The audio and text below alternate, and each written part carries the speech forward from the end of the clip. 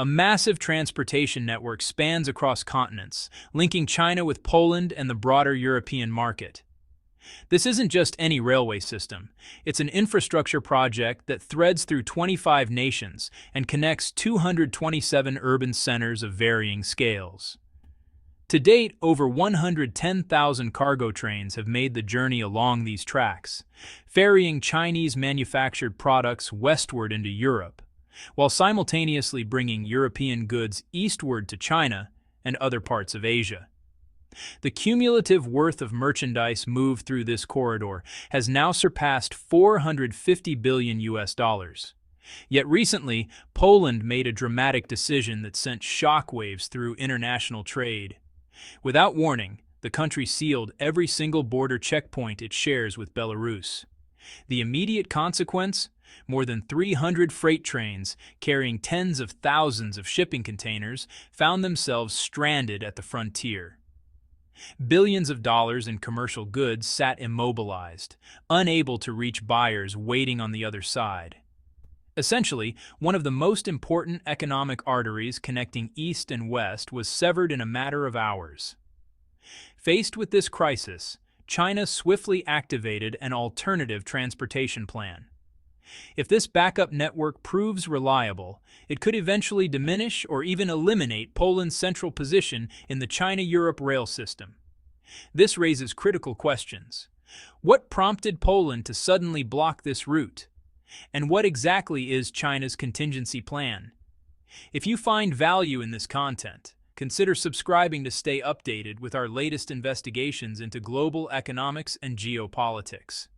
Now, let's dive deep into this unfolding story. More than 2 millennia ago, traders from China pioneered a legendary commercial pathway that stretched across the Eurasian landmass, the Silk Road. This historic corridor became synonymous with prosperity, as Chinese merchants ventured beyond their borders, exchanging silk, spices, and ideas with distant civilizations. Fast forward to the 21st century, and China has revived this concept in a thoroughly modern form. The year 2011 marked a turning point. The inaugural China-Europe freight service departed from Chongqing, bound for Duisburg in Germany.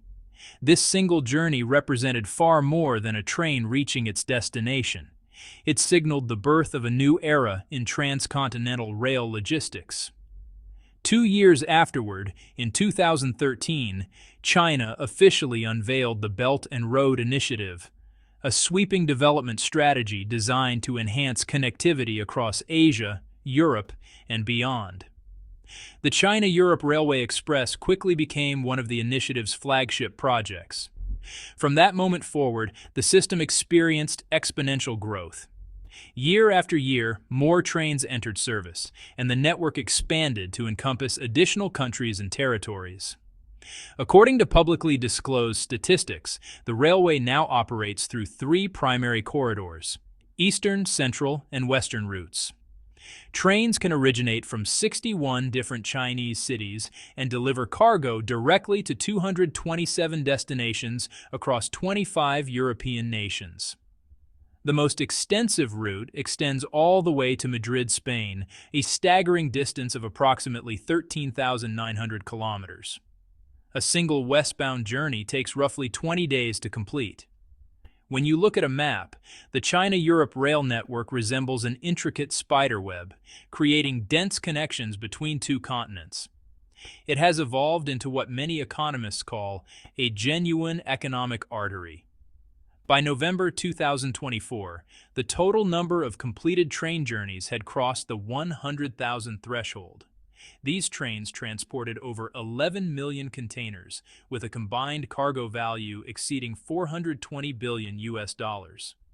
Among all European destinations, Germany occupies a particularly crucial position.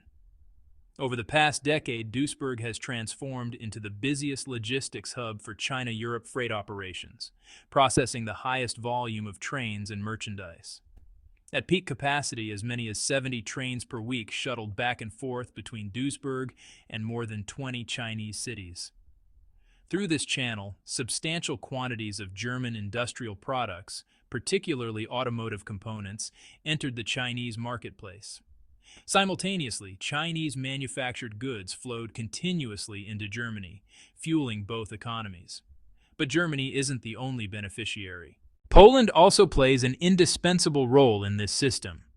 As one of the European Union's leading agricultural producers, Poland exports enormous quantities of dairy products annually. Items like butter and cheese, with their limited shelf life, were historically difficult to transport efficiently to Chinese consumers. Before the railway's establishment, getting these perishable goods to Asia was a logistical nightmare. Today, thanks to the China-Europe freight trains, transit time has been slashed to approximately 15 days.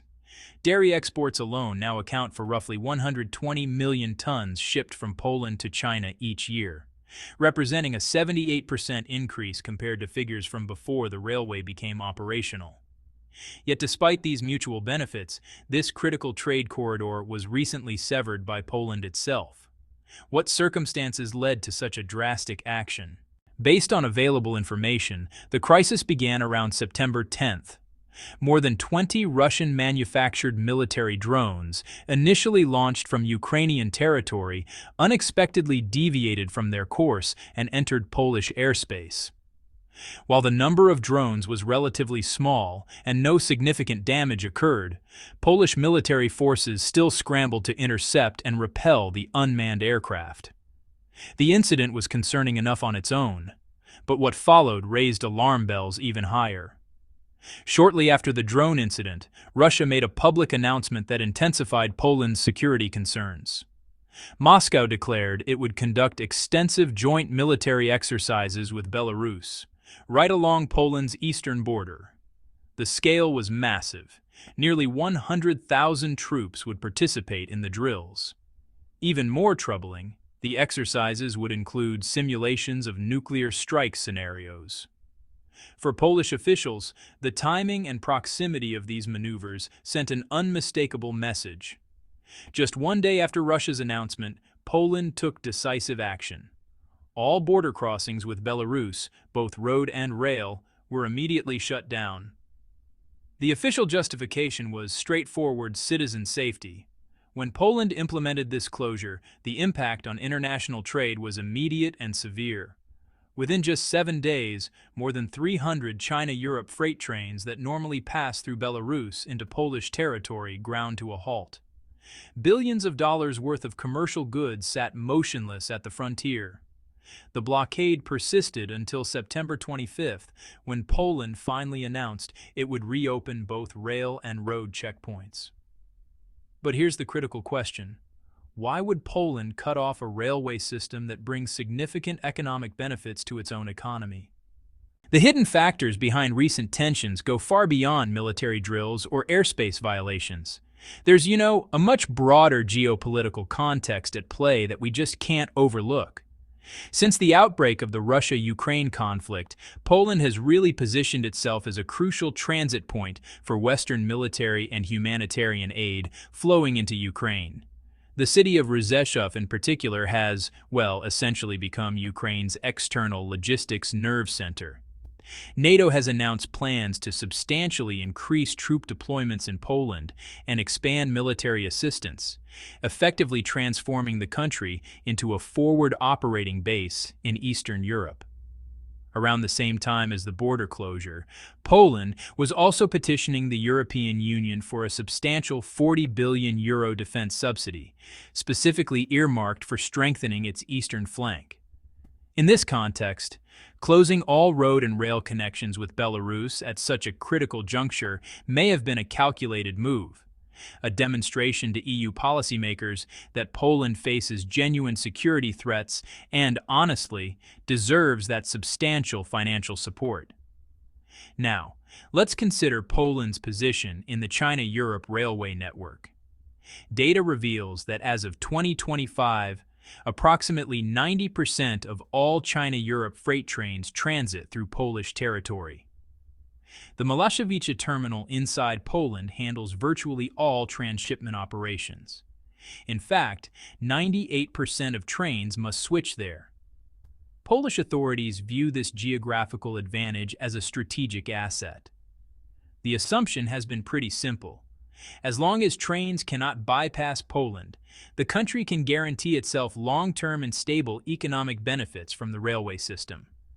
But during this most recent crisis, when borders remained sealed for more than half a month, what were the actual consequences? The real cost of these disruptions?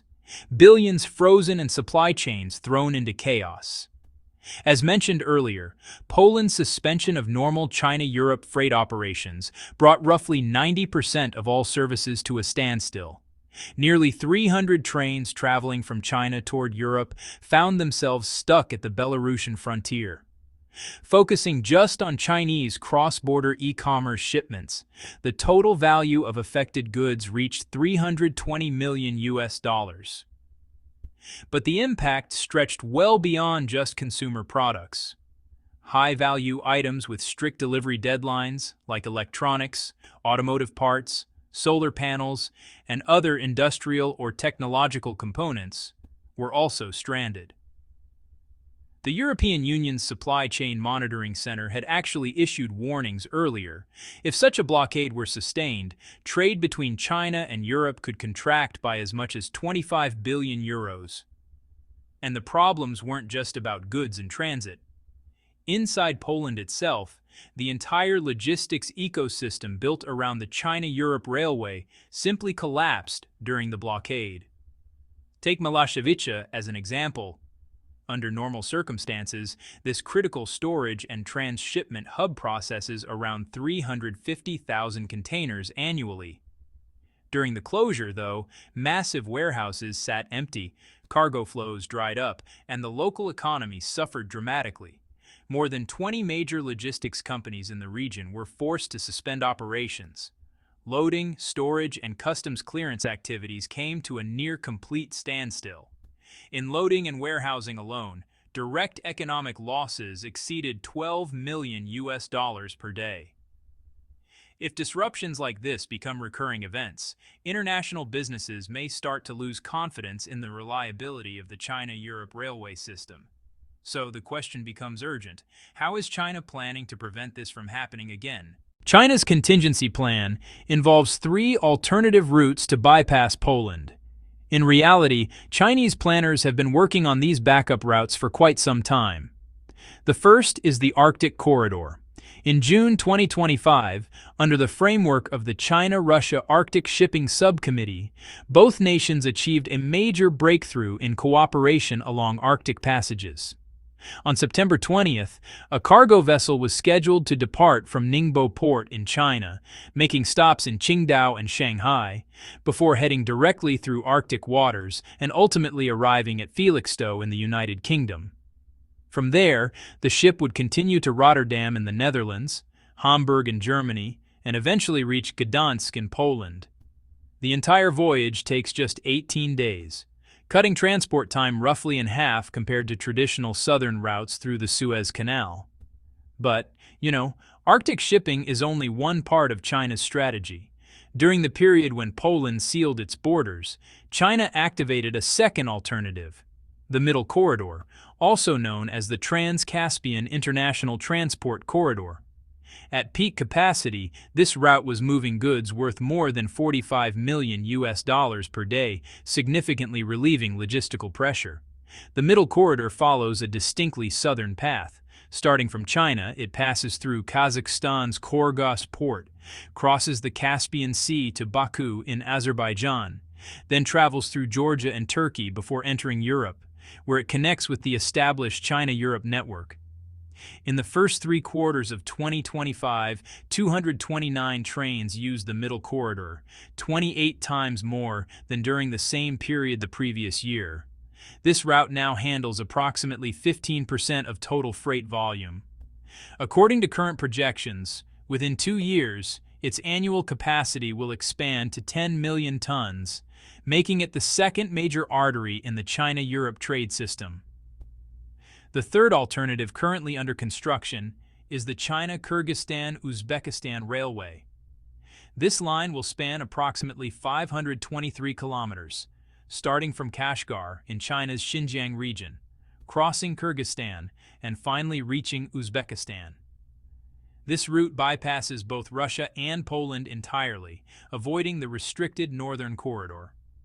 It will cut transport distances by about 900 kilometers, save 7 to 8 days in transit time, and reduce logistics costs by more than 30%. In the future, it's projected to handle around 30% of China-Europe freight traffic. By the end of April this year, construction of the CKU railway officially commenced, with full completion scheduled for 2031. Once operational, it will become a vital component of the southern China-Europe corridor. What's particularly noteworthy is the performance of southern routes compared to the traditional northern line dominated by Poland. The number of trains using southern corridors has increased by 127% year-on-year, with their market share rising from 18% to 31%. Meanwhile, Poland's share in the China-Europe corridor is projected to decline by 15%. The bigger picture here is, well, why this railway matters to the world. As a vital trade and transportation artery connecting China with Europe, the China-Europe Railway Express has evolved into something far greater than just a logistics network. It has become a lifeline for economic development and the livelihoods of millions. This railway carries countless business orders, supports factory production schedules, ensures farmers have stable sales channels, and keeps international supply chains functioning smoothly. The smooth operation of the China-Europe freight system is essential for maintaining stability and sustainability across the entire Eurasian continent. When one nation tries to weaponize its geographical position or unilaterally cut off this corridor, there are inevitably costs, not just for the countries on either end, but for the nation doing the blocking as well. Poland's border closure demonstrated the fragility of relying on a single transportation route dominated by one country. But it also revealed something else: the resilience and adaptability of modern global trade systems. When one path closes, alternatives emerge.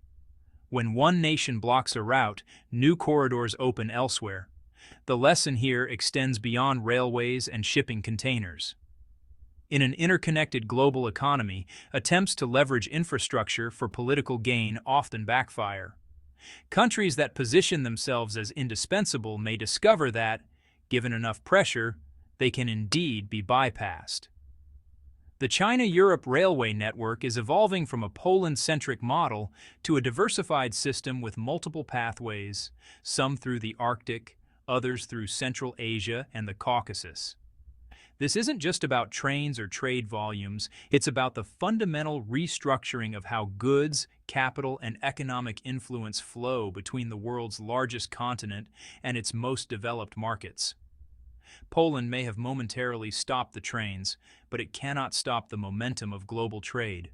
The tracks will find another way.